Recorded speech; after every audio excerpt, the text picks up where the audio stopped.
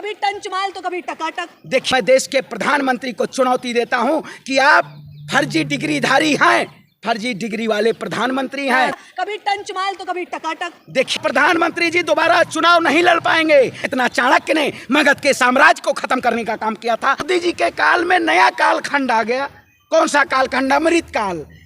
कभी टंचमाल तो कभी टकाटक। देखिए, मोदी जी डिग्री दिखाइए ना अगर आप सच्चे हैं। ब्राह्मण समाज से आता हूँ, तिलक भी लगाता हूँ, कलावा भी बांधता हूँ। कभी टंचमाल तो कभी टकाटक। देखिए, अब तो मस्जिद में मोदी जी के मन की बात होगी।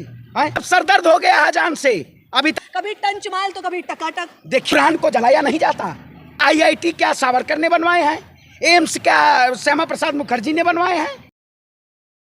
भारतीय जनता पार्टी के नियत और नीति में दोनों खोट है। इनके नेता का मानसिक संतुलन बिगड़ा हुआ है।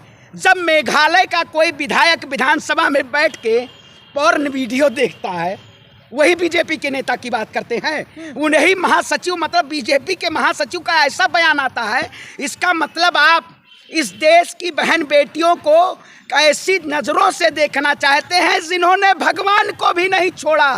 33,000 करोड़ देवी देवताओं को जिन्होंने छोड़ने का काम नहीं किया, जो आज टीवी चैनलों पे प्रदर्शन करवा रहे हैं, भगवान श्री राम के नाम को बदनाम कर रहे हैं, ये लोग धर्म के अनुयायी नहीं हैं, ये धर्म के नाम पे व्यापारी हैं। इनके ऊपर मुकदमा लगना चाहिए। आज मुकदमा नहीं लगेगा।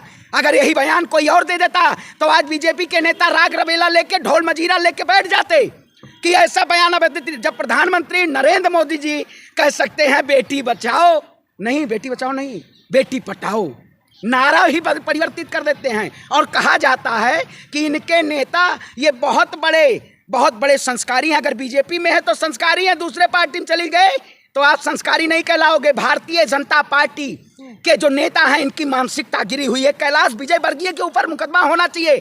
इन्होंने हमारी बहन बेटियों के लिए ऐसे अपशब्दों का प्रयोग किया है। आप बताइए, इस देश में कानून व्यवस्था क्या सो गई है? लेकिन बीजेपी का तो नारा है मेरा ईमान महिलाओं का सम्मान। मेरा ईमान महिलाओं के ऊपर अभद्र टिप्पणी करने का काम। यह महिलाओं का सम्मान कब किया इन्होंने? शूर्पणखा किसी को आप कह देना। इससे पहले हमारे कांग्रेस के नेता को भी देश के प्रधानमंत्री ने जिस तरीके से संबोधित किया था, क्या वाकई में ये सत्ता में जो बैठे हुए लोग हैं ये इस देश का हित चाहते हैं? ये बहन बेटियों का सुरक्षा की बात करना चाहते हैं? वही बहन बेटी उन्नाव की जो रेप पीड़ित होती है, लेकिन कुलदीप सेंगर को जेल की सलाखों के पीछे बाहर रखा जाता है। भारतीय जनता पार्टी में सबसे ज्यादा रेप पीड़ित जो लोग हैं वो सांसद बने बैठे हैं, और जो इस देश में हक की आवाज उठा रहे हैं उनको जेल की सलाखों के पीछे डाल दिया जा रहा है। बेटियों के नाम पे ये लोग अपना भांडा फूट रहा है। कह रहे कांग्रेस के राज में तो और ज्यादा दुराचार था, अब तो फिर सुरक्षा में आ गई है बेटियां। आप बताइए, कांग्रेस के शासनकाल में दुराचार था? भारतीय जनता पार्टी का शासन पूरा दुराचारी शासन है। इन्हीं के शासनकाल में हाथरस बेटी को न्याय मिला? नहीं मिला। इन्हीं के शासनकाल में उठाइए NCRB का डेटा, कितनी महिलाओं के साथ जाहिलता के साथ ऐसे कुकृत्य किए गए। क्या भारतीय जनता पार्टी ने इस पर जवाब देने का काम किया? बताइए। ये जवाब नहीं देना चाहते हैं। लेकिन बहन बेटू क्या कह रहे हैं कि देवी हैं। अरे भैया, तो किसी के कपड़े पहनने से अभिव्यक्ति की आज़ादी है। भारतीय जनता पार्टी बोलने पे भी लगाम लगा देना चाहती है। देख लो, ये बीजेपी के नेता प्रधानमंत्री मोदी जी ये केवल दंगे कराते हैं, लेकिन चले जाते हैं बिरयानी खाने। वही प्रधानमंत्री जी की बात करते हैं जो मेघालय के मुख्यमंत्री को कहते हैं मंच के जरिए, पोडियम के जरिए, कि मेघालय का मुख्यमंत्री भ्रष्टाचारी है। उन्हीं के साथ सरकार में बैठ जाते हैं और बहन बेटियों को न्याय नहीं दे पाते हैं। ये सत्ता के लोभी हैं, ये किसी के हितकारी नहीं है। वही कहते नहीं है विनाश काले विपरीत बुद्धि। भगवान राम के शासनकाल में पक्षी भी सभी खुशहाल थे, मनुष्य पक्षी सब लोग, गाय भैंस सब लोग खुशहाल थे। लेकिन भारतीय जनता पार्टी के शासनकाल में गाय के नाम पे शासन में आए और गौवंश खुद ही हिंदू संगठन के लोग आगरा में मस्जिदों के बाहर फेंकवाए। उनके महिलाओं का सम्मान कौन करता है? कांग्रेस करती है महिलाओं का सम्मान। बिल्कुल, आपने देखा होगा जिस तरीके से हमारी नेता ने कहा था, लड़की हूँ लड़ सकती हूँ। राजस्थान का हाल क्या है वो भी बताइए जरा। सरकार से 10 साल की दलित मासूम बच्ची के साथ रेप हुआ और उसके 10 टुकड़े कर दिए गए। देखिए, हमारे शासनकाल में जो भी ऐसा काम करता है उसके हाथों में हथकड़ी होती है।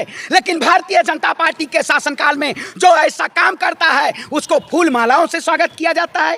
आप बताइए कितने अपराधी उत्तर प्रदेश में बैठे हुए हैं। महज 5 दिनों में 2 लड़कियों के साथ रेप हो गया। एक के साथ तो एक मुस्लिम युवक ने घर में घुसकर रेप किया, फिर उसके बाद उसे जिंदा जला दिया। ये तो बहुत बढ़िया आपने बात कही। हाँ। इस देश का मुद्दा बिना हिंदू मुसलमान के बचता नहीं है। हिंदू मुसलमान आना ही आना है। हिंदू मुसलमान छोड़िए, महिला की सुरक्षा। मैं कहता हूँ इस देश में जो अपराध करता है वो अपराधी है, वो किसी धर्म मजहब का नहीं हो सकता। धर्म मजहब के नाम पे लड़ाते हैं, धर्म मजहब के नाम लड़ाया जाता है ना। धर्म के लव जिहाद का मामला है। अरे धर्म के नाम पे धंधा है। सभी को बीजेपी ने अंधा बना दिया है। जब रात को आंख खोली तो आधा देश भूखा है, आधा देश नंगा है।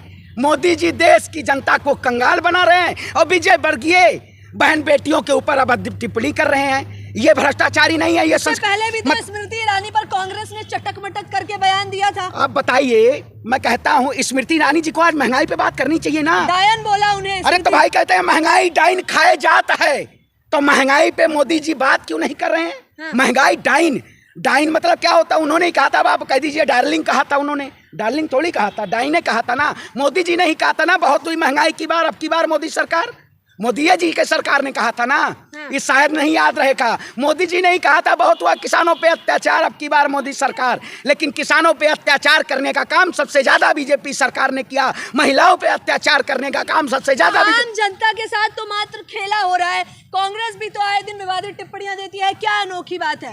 देखिए, लड़की हूँ, लड़ सकती हूँ नारा देने के बावजूद राजस्थान में आपकी सरकार है, उसके बाद महिलाओं के साथ क्या हुआ?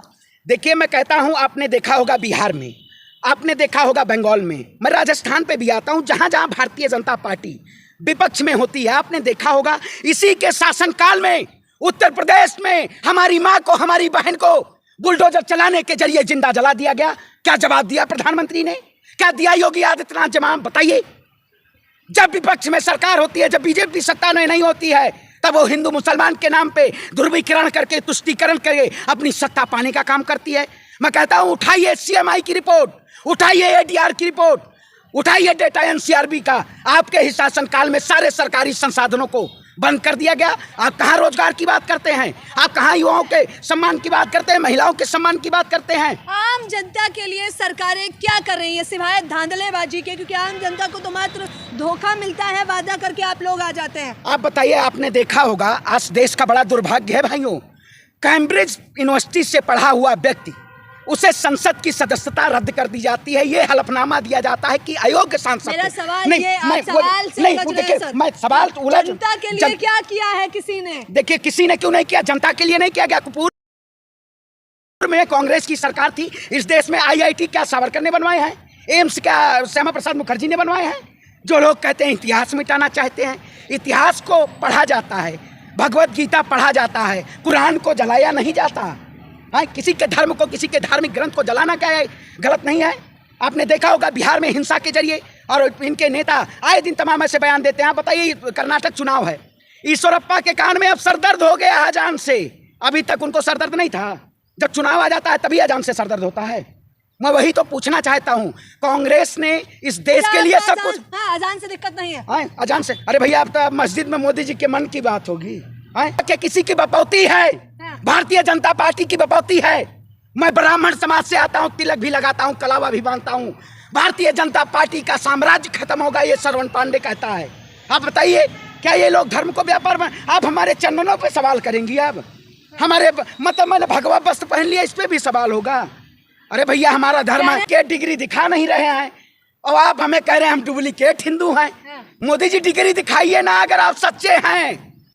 देश के तमाम विपक्षी नेताओं ने अपनी डिग्री दिखा दी है, लेकिन मोदी जी संसद सदस्यता ना चली जाए इसलिए वो डिग्री नहीं दिखा रहे हैं। तरफ विवादित टिप्पणियां, कभी टंचमाल तो कभी टकाटक। देखिए, तरफ विवादित टिप्पणियां, कभी टंचमाल तो कभी टकाटक। देखिए, के संसाधनों को बेच के बहन बेटियों को शर्मसार करना चाहते हैं। हम बहन बेटियों के साथ खड़े हैं। हमारी बहन बेटियां जिस तरीके से, तमाम ऐसे आपने देखा होगा जिन्होंने अंतरिक्ष में जाके, आपने ऐसे कई हमारे पायलट भी हुए हैं, कई हमारी बहन बेटियां ऐसी।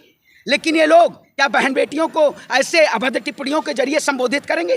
हम कतई बर्दाश्त नहीं करेंगे। 75 साल आज़ादी का 75 महोत्सव में नहीं मना रहा हूँ, आज़ादी का 75वां अमृत महोत्सव नहीं मना रहा हूँ।